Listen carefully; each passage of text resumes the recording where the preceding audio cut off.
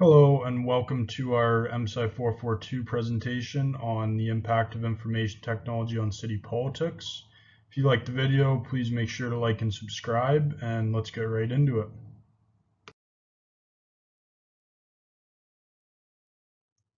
For a quick introduction on the topics that will be covered by this presentation, we will first talk about citizen outreach, the effect that information technology has on it, and its use in city politics. We'll then talk about public survey, e-participation, the challenges ahead for information technology in city politics, and then we'll get right into a video interview with Jules Cherney, who is a city politician in Nassau, Florida.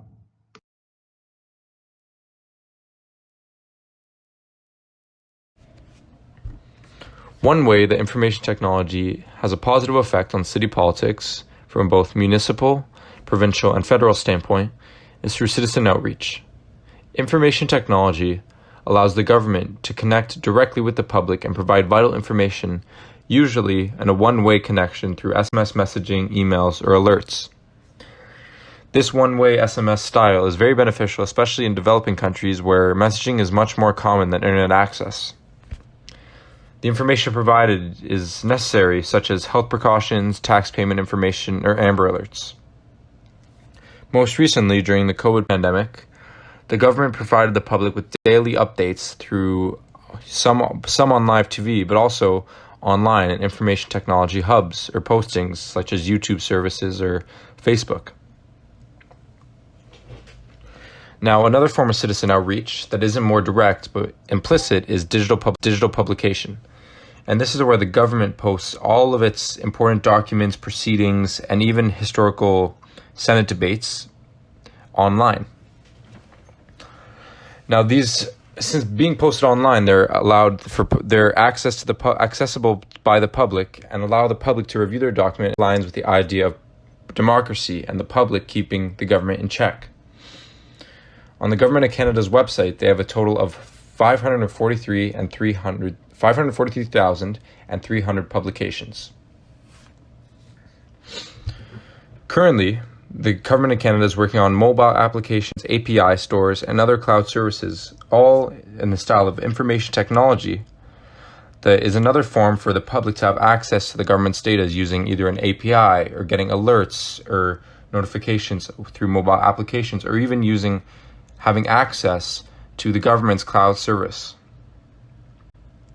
All of these accumulate for a really strong connection between the government and its people, all through information technology.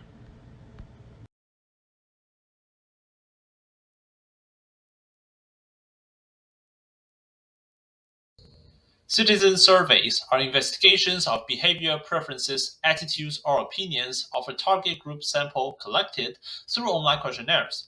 A wide variety of online applications exists for conducting surveys using the internet, such as using mobile phones. Respondents can submit their choices by using text messages, touch tone number punching, interacting with voice messaging systems, and so on. With the help of information technology, it is easy to make the information visible to the general public using apps such as Excel, LaTeX, or MATLAB.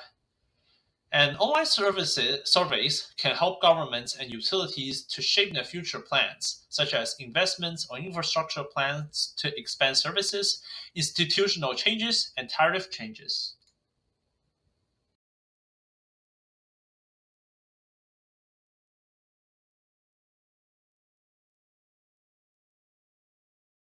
E-participation mediums such as blogs, citizen forums, online public consultations, and so on render a virtual feedback, review, critique, and complaint loop between the citizens and the concerned authorities. The e-government index represents the e-participation rate in a country.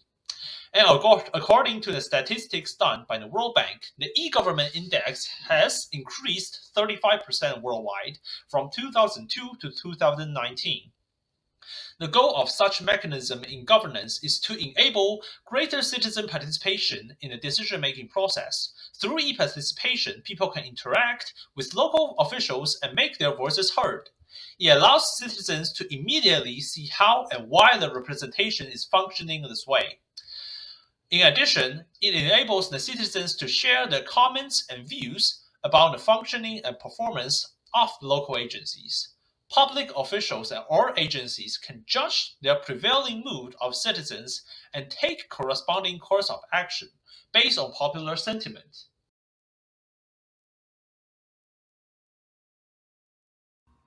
Although information technology can be a highly useful tool for promoting civic participation among the public, there are also a variety of challenges and concerns regarding their impact on political participation in cities.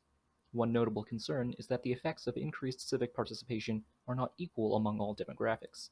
In a survey conducted by the World Bank Financial Institution, it was found that certain demographics were more likely to engage with voting and politics due to information technology. In particular, younger men who are active on social media and are of above average socioeconomic status were more likely to be influenced to participate in voting and local politics. Another example of this can be seen in a 2008 survey in which Chinese citizens submitted comments on the central government's plan for healthcare reform. It was found that most respondents were well educated, male, and worked in professions related to healthcare. These examples illustrate that information technology can contribute to biased results by leading to the overrepresentation of upper-class viewpoints, which is not truly representative of the population at large.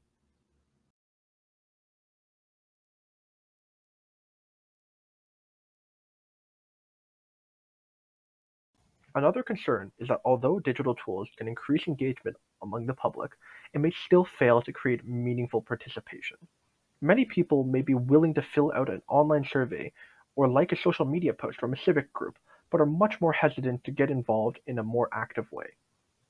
Research in Boston showed that citizens who engaged in reporting municipal issues through the 311 app were not any more likely to participate in other civic behaviors such as voting or joining neighborhood groups, nor did it improve their trust in the government.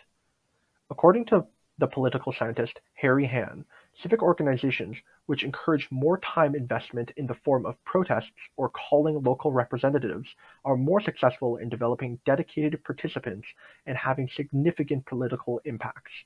By contrast, organizations which rely on quick and easy methods of engagement are unable to retain members or enact meaningful change.